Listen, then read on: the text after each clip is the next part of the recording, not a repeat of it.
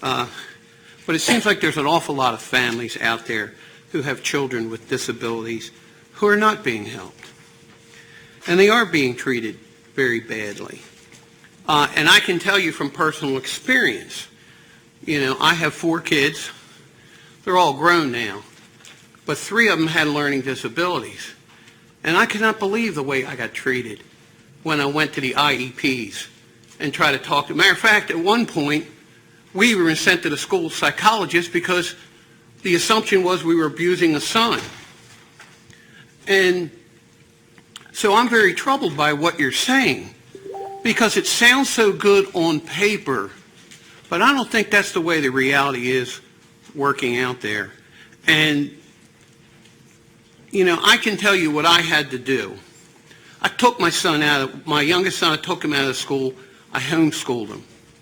I did it myself because the school failed miserably in what they told me they were going to do. And when I approached them, I got the same response that a lot of these parents did. And I also know a lot of other parents because I ended up forming my own group in Baltimore County to fight the system.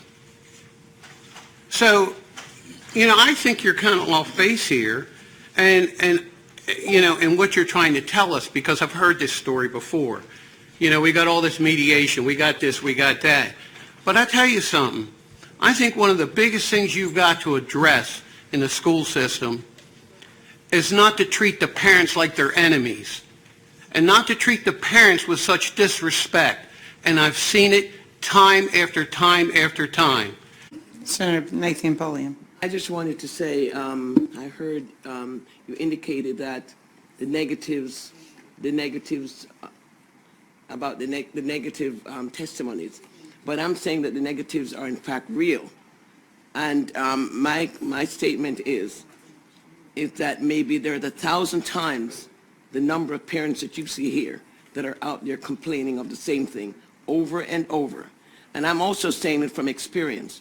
I had to threaten to sue the Baltimore City Board of Education to get my child that went into Kennedy Krieger, okay? And that was personal, okay? And then what they did, they kept him for a short time and turned right around and put him back out in a level 5 placement. So what I had to do, I had to pay and put him in a private school. And because, as we said before, if you don't do this by the 3rd grade, those kids are behind, okay? They're really behind. And he's been behind all of his life. And I had to pay the consequence. Then I had a grandson, right, in Baltimore County, got into the IEP. They set all the IEP, but they never implemented the IEP plan. And so those problems are real. And I can understand exactly what those parents are saying. I didn't want to ask any more questions because this is really depressing. But I'm glad I'm here to hear the real deal. And because of the expertise that sits at that table, and you heard me ask the question earlier, roughly what a case would cost, and I think the professor indicated that even you got to the burden of proof, and you still will deny. Did I hear that correct, or was I wrong? No, actually my situation was that we didn't even get an IEP for years. And we aren't the kind of people, we are as liberal as could ever be, and I'm a former union organizer, and I, would never sue my public school district, and so we just kind of walked away, and until my son went to various private schools, until we absolutely had no options, and he was really, really suffering. And then we came back, and the story of the battle that I fought to get him in the system and get him services, he doesn't want me to tell it on a camera, but I'm happy to come visit you and explain in detail how big this battle was. And I'm a law professor, and my husband is a senior manager at the U.S. Department of Justice.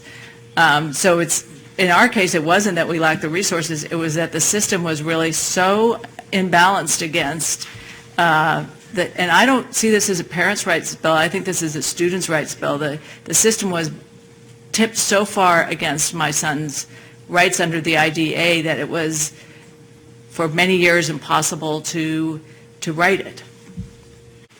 been done in other states. It seems to be working. So what's the problem here that it couldn't work in Maryland? Okay, well, I think that's a policy question. I think Ms. Frankowski has addressed that. We think it would cut down on the collaborative process, and it would encourage more litigation. That's what we think the risk would be of switching the burden to be on the school system. To switch the burden presumes that the school system has done it wrong and that they need to prove up that they've done it correctly. But the collaborative process, I think from all the witnesses we've had today, doesn't seem like it's a collaborative process. And I'm not sure that this bill is all of a sudden going to make it not a collaborative process. Doesn't sound like, I mean, that's what I'm hearing from the witnesses, people that have been through your IEP process, that it's not a collaborative process. Thank you. You know, I've been through this process. I've got 3 sons out of college. I got one that's in Hammond. And I find it number one, very intimidating. Very intimidating. We have a plan. We seem to go through the plan, which is oftentimes being developed when I'm sitting in that room, around 15 people sitting in the room. And in addition to that, my wife has always got anxiety every night before she gets ready to go to that meeting on the 13th. I mean, she's already talking about it, and it's not even what's today. But then you get in there, and you look for follow-up, and you look for the steps that you've been involved, that you've agreed to be completed, and that's where I have a lot of difficulty. I don't see, the final product at the end of the, that they're supposed to be working on and developing and following through and completing at the end. Now, that being the case, and that's my personal observation because I've been in them before, okay? I just don't see the follow-through. I don't see the completion of the plan that has been developed. And that's a problem for me. Now, back to the bill and what we're trying to accomplish here. If you say the 75% of these cases are mediated, right? And one of the reasons that you say that you don't like the bill is because of it undermines collaborative effort. Well, do we really have enough collaborative effort at this point? I don't, we have it when we're in the room for a few minutes, but the problem is what happens after we leave this room or leave the room where the meeting takes place? I don't see, if you're already doing 75% of it mediation, I don't see the big deal about, the big increase in litigation, because it's all going to go to mediation. Most of it's going to go to mediation anyway.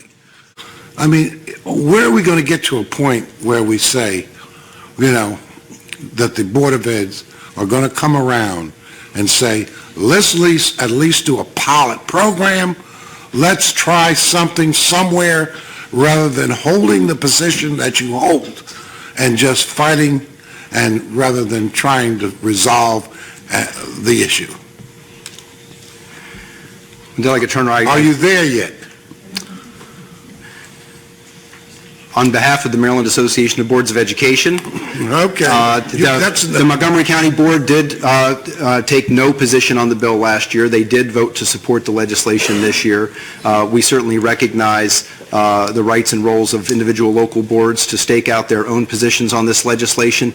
Many members of local boards of education are parents of students with IEPs and 504 plans, and that is at some level a bedrock of why some people dedicate so much time and interest and effort to public education, and so that's important.